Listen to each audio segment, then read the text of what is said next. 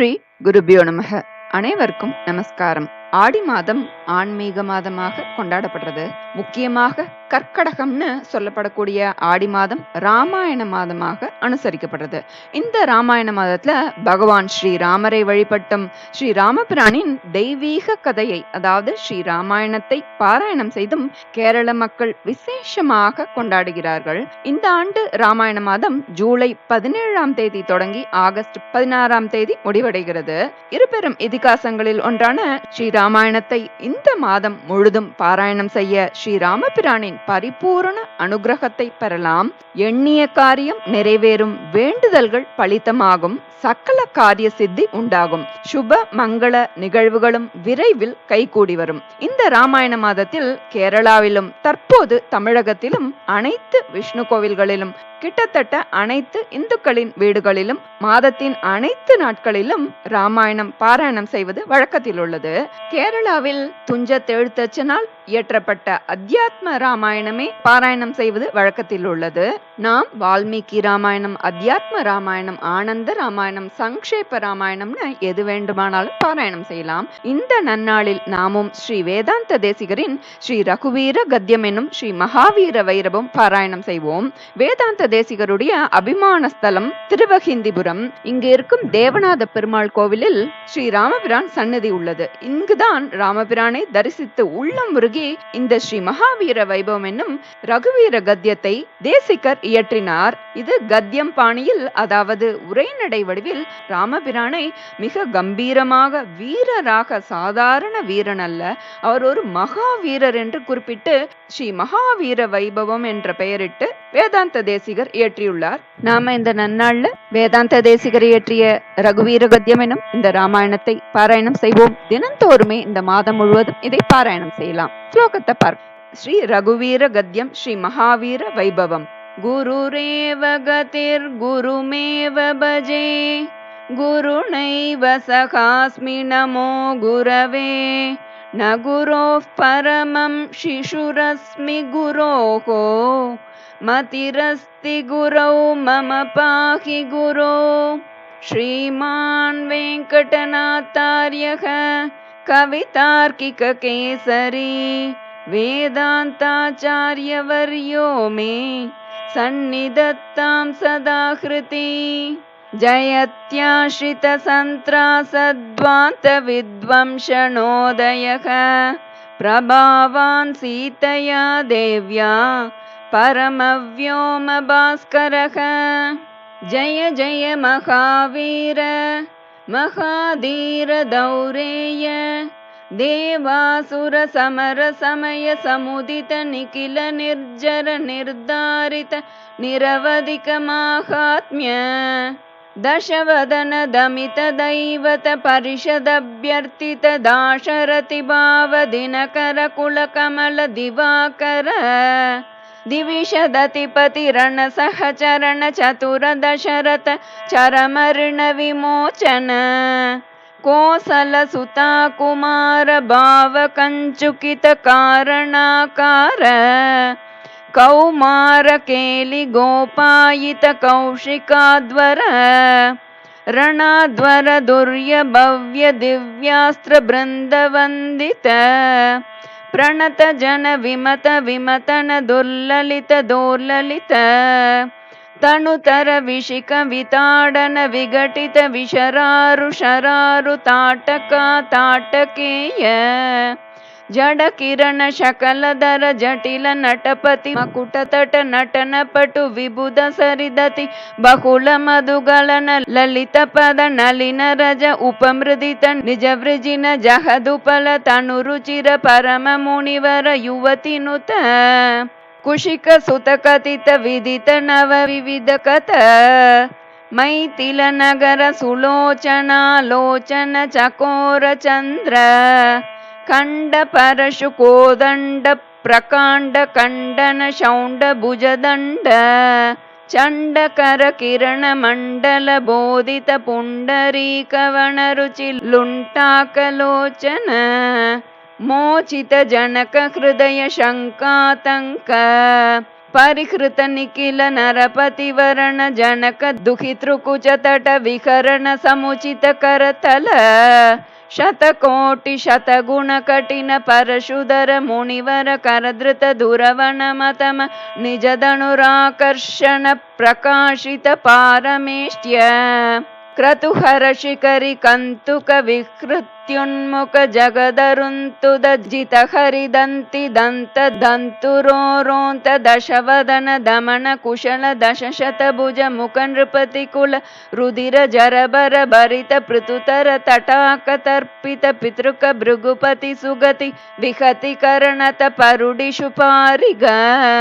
अनृत भयमुषित हृदय पितृवचन पालन प्रतिज्ञा वज्ञात यौवराज्य निषाद राज सौहृद सूचित शौशील्य सागर भरद्वाज शासन परिगृहीत विचित्र चित्रकूट गिरिकटकतट रम्यावसत अनन्य शासनीय प्रणत भरत मकुटतट सुघटित पादुकाग्रयाभिषेक निवर्तित सर्वलोक योगक्षेम पिशित रुचि विहित दुरित वल मतन तनय बलिभुगनुगति सरबस शयन तृण शकल परिपतन भय चकित सकल सुर मुनिवर बहुमत मखास्त्र सामर्थ्य द्रुहिन हरवल मतन दुरालक्ष्य शरलक्ष्य दंडका तपोवन जंगम पारिजात विराद हरिण शार्दूल विलुलित बहुफल मक कलम रजनिचर मृग मृगयारंभ संवृत चीर भृतनुरोध त्रिशिर शिरस्त्रितयतिमिर निरास वासर कर दूषण जलनिधि शोषण तोषित ऋषिगण घोषित विजय घोषण करतर करतरु खंडन चंड पवन द्विसप्त रक्षसहस्र नलवण विलोलन महाकलभ असहाय शूर अनपाय साहस महित महामृत दर्शन मुदित मैथिली दृढ़तर परिरंबण विभव विरोपित विकट वीर व्रण मारीच माया मृग चर्म परिकर्मित निर्भर दर्भास्तरण विक्रम यशोलाभ विक्रीत जीवित गृध्र राज देह दिदक्षा लक्षित भक्त जन दाक्षिण्य कल्पित विबुध भाव कबंदाभिनंदित अवंद्य महिम मुनिजन भजन मुषित हृदय कलुष शबरी मोक्ष साक्षिभूत प्रभंजन तनय भावुक भाषित रंजित हृदय तरणि सुत शरणागति परतंत्रीकृत स्वातंत्र्य दृढ़घटित कैलास कोटि विकट दुंदुभि कंकाल कूट दूर विक्षेप दक्ष दक्षिणेतर पादांगुष्ठधर चलन विश्वस्त सुहृदाशय अति पृतुल बहुविटपि गिरिधरणि विवर युग पदुदय विवृत चित्र पुंक वैचित्र्य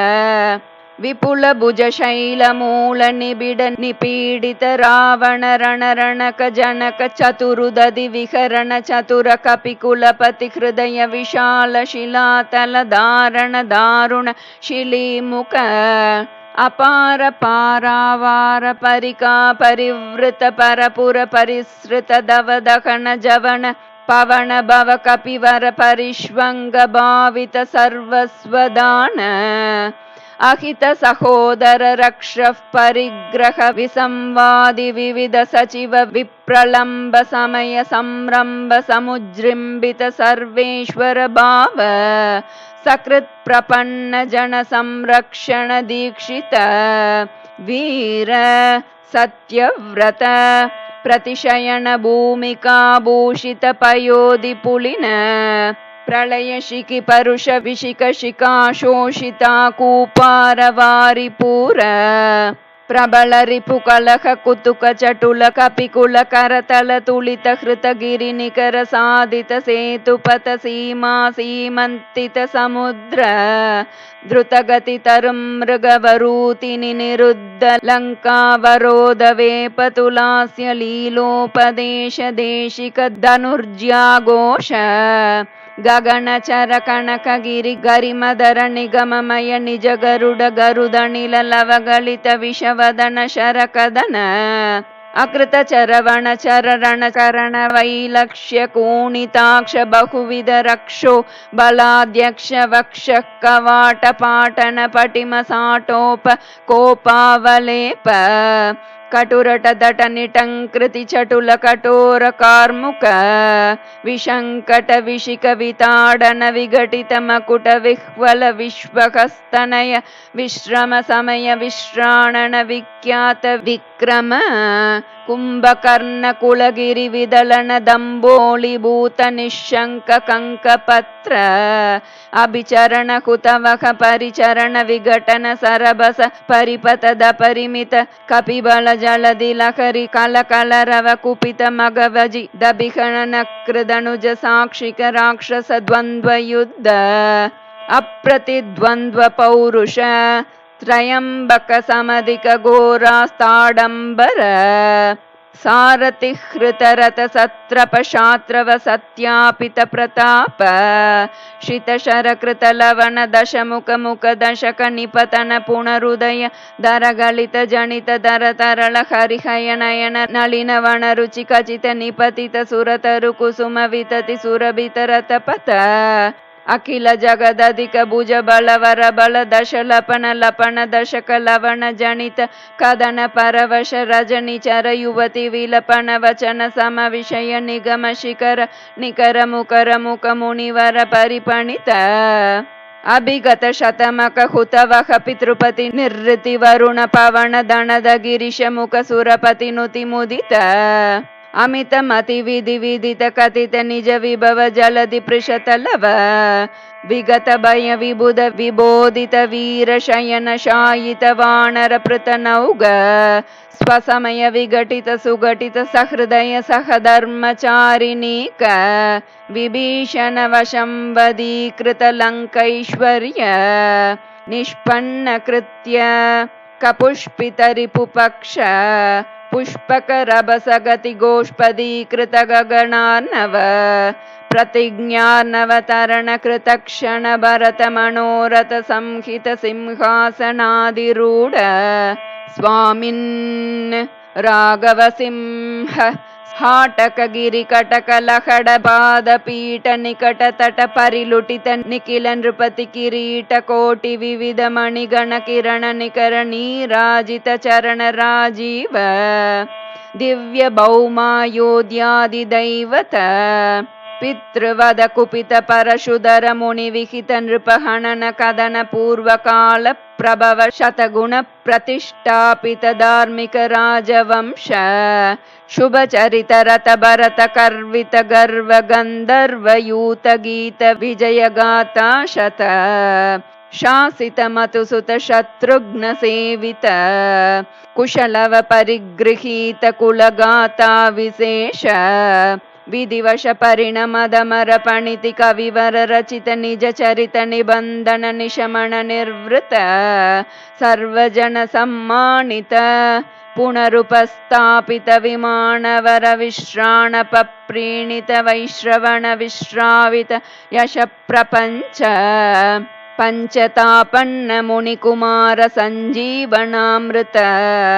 ತ್ರೇತಾಯುಗ ಪ್ರವರ್ತಿತ ಕಾರ್ತಯುಗ ವೃತ್ತಾಂತ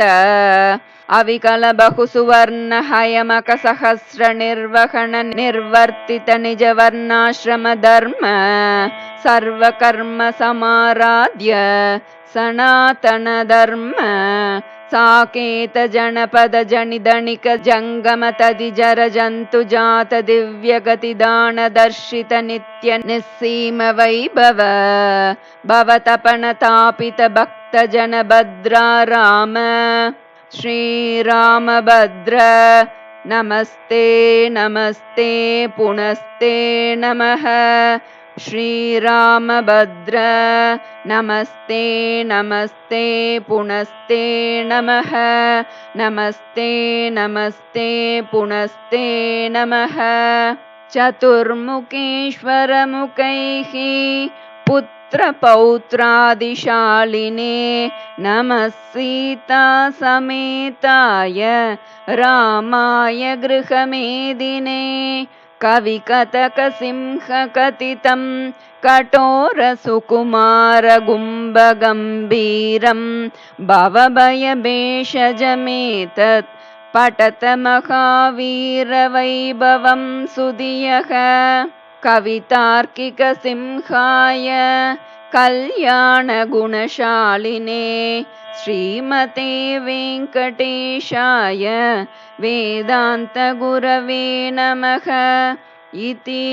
श्रीरघुवीरगद्यं सम्पूर्णम् श्रीसद्गुरुचरणारविन्दार्पणमस्तु।